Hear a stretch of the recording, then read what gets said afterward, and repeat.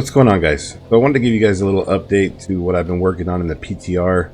I've been using the Triple Golem setup. So far I've completed Pit 100, which I did post a video for that, and then also you can see right here in the tower I've completed tier 94. As far as I know, that's the highest for the Triple Golem setup.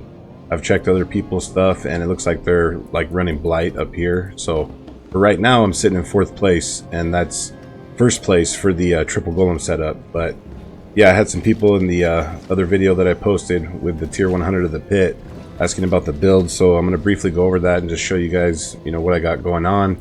I use Bone Prison, Blight.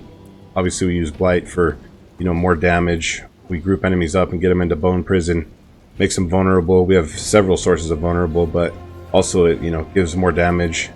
Obviously we have Golem, and then Corpse Explosion. I don't really use this. Here and there I do. It's another darkness skill though on the action bar. And then right here we have Soul Rift, and then also Corpse Tendrils. And then Soul Rift is our ultimate. You know, this is going to boost our damage and then helps to proc our lucky hit. Now we'll briefly go over the gear really quick. So in the PTR and in Season 11 there's going to be Sanctification, and basically it's almost like a Val Orb in Path of Exile. Like, you never know, it's going to randomly like upgrade your gear when you sanctify it, or it could even brick it. So that being said, I do have several pieces of gear sanctified. Go ahead and show you my stats real quick if you want to check that out. Pause the video or whatever. Now up top right here we have High Repetition. Obviously this gives us a bunch of critical strike chance, lucky hit. You know, I have the sanctification of all stats. Now the sanctifier for this build that you want to try to get is the physical damage. You'll see right here on this ring right here, it's sanctified, and I have 7.5% physical damage multiplier.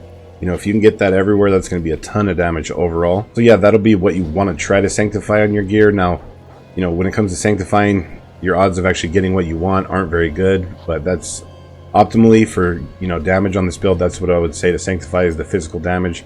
Anyways though, we have the Higher of Perdition. Right here we have Shroud of False Death, obviously 1 to all passive, super strong. And then, you know, I sanctified this, got cooldown reduction, that actually helps out. We have our cooldown for our golem down to 4.38 seconds. The lowest that you can get it is 4 seconds. So, but yeah, right here we have Shroud of False Death. For the runes right here, you're going to have Yul Wat, and this is basically going to be cursing all the enemies with Decrepify. Right here in the gloves we have Int, Life, you know, critical strike damage, and those are the 3 things we want to try to get in a lot of spots: Int, Life, and crit damage. Also we have lucky hit, chance to restore primary resource. We want to keep our resource as high as possible. You'll see why here in just a minute. And then also we have, you know, sanctified maximum life, golem damage, and then for the aspect on here we went with Fell Gluttony. It's gonna be a nice boost for our golem's damage. Blood Moon Breaches, obviously these give us a nice chunk of critical strike damage and ranks to Golem Mastery and critical strike chance. We do have our crit chance up to 100%. We went with the hulking aspect on the boots. You want to go with Int, maximum life, and then essence per second. The reason that I went with essence per second is because right here, the aspect of Great Feast, basically it's draining our essence, and we're draining 6 essence per second. So with the essence per second on our boots, it's basically nullifying that. And then, like I said, yeah, the aspect of hulking right here, your golem has 18% chance to reduce its active cooldown, which does help out. And then also it can, you know, create corpses, which we want to do. Now into the weapon, this is basically the bread and butter. This is how we have 3 golems, Grave Bloom. Try to get greater affixes on everything you can, especially the Golem Mastery, Int, Life, you know, it's all good. Chance for Golem to hit twice. I don't think that really has anything to do with their like special ability, but for their regular attacks, you know, that's going to give them a chance to hit twice.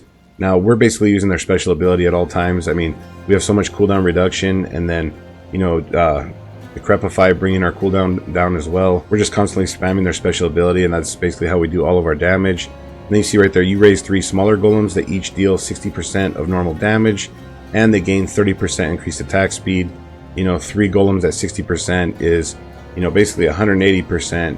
As to like 1 golem at 100%. Inside your weapon and focus, go with the critical strike damage. Now also the other runes that we have is a Hu Quox. Right here you can see lucky hit up to 100% chance against non-healthy enemies. Non-healthy, I'm pretty sure, is below 80%. And that's why we want to keep our resource capped off. Basically, whatever resource we have here and there, it's going to boost our damage by 100%, making it to where our golems are doing nice chunks of damage. Now into the amulet up here. So I have Coalesce Blood Ranks, Amplify, and Fueled by Death. Now you may be wondering, why don't I have Hellbent Commander? The reason we don't have Hellbent Commander right here is because you have to have 7 minions total, and obviously we only have 3 golems, so we won't even benefit from that. You know, I have the lucky hit chance. I just got lucky finding this amulet. In a perfect world, we want to have the intelligence up there. And then the same thing, Coalesce Blood, Amplified Damage, and Fueled by Death. But obviously that's going to be really hard to find. Put the aspect of reanimation on here. Now, as you can see, I did not sanctify my amulet. It's because I'm still testing the build. So I'm messing with it and, you know, changing aspects and stuff like that. And then not to mention having all 3 Coalesce Blood, Amp, and Fueled by Death on your amulet is pretty massive, so I don't want to brick it with the sanctification. Now when it comes to your amulet and your rings, you can see right there we have tempered golem active cooldown reduction. You want to get that tempered on your amulet and your rings so that you're lowering the cooldown as much as possible. You know, on one of them you can have it just the regular, but now on the amulet I did masterwork Coalesce Blood instead of the active cooldown reduction because we have cooldown reduction in a lot of spots as well. It's fine right here. On the rings though, I would definitely say to masterwork it, at least on like one of them. Right here on this one I don't have it, but on this one I do.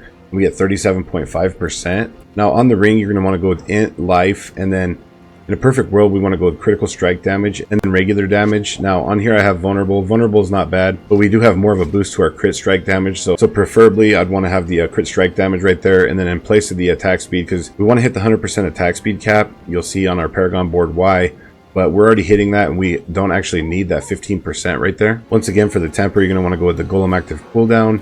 And then we have the aspect of Great Feast on here, giving us a nice damage boost. And then on our second ring, we have, once again, int, life, damage, and critical strike damage. That's what you'd want to get on both of your rings. And then we're going to go with the sacrificial aspect right here.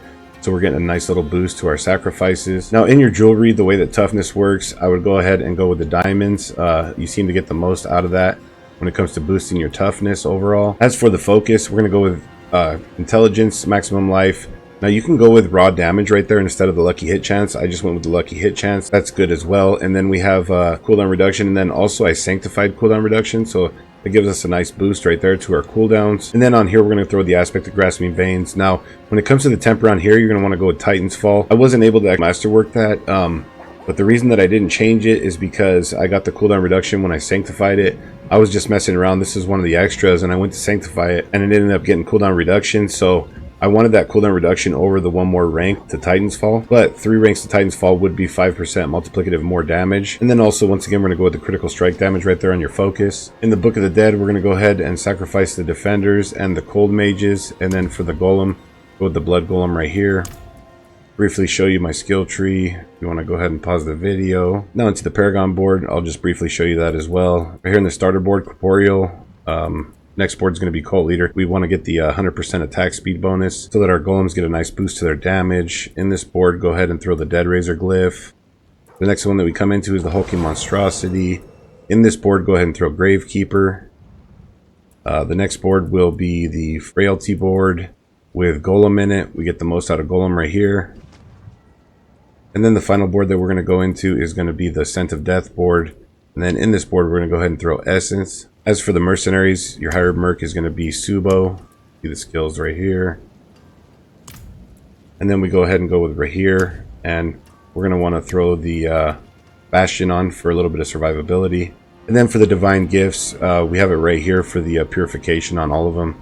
Show you which ones I got right here if you want to check those out. But yeah guys, that's pretty much it right now. Like I said, I've cleared pit 100 and tower 94. Right now on the leaderboard, I'm in first place when it comes to the tower, and I haven't seen anybody else clear pit 100. So I'm thinking that this setup is pretty good when it comes to the golems. If you guys have any questions or comments, let me know down below and I'll definitely get back to you, or anything you would change. I'm definitely going to do more testing with the build. So if something changes, I might end up making a finalized guide for this. We'll see what actually changes when the season actually starts. I mean, hopefully they keep everything similar, if not just boost the damage. Let's just hope that they don't actually nerf the build at all. There will be a little bit of gameplay right now if you guys want to go ahead and check that out. Hopefully this video has been helpful, and if it has, don't forget to like and subscribe. Anyways, thanks for watching.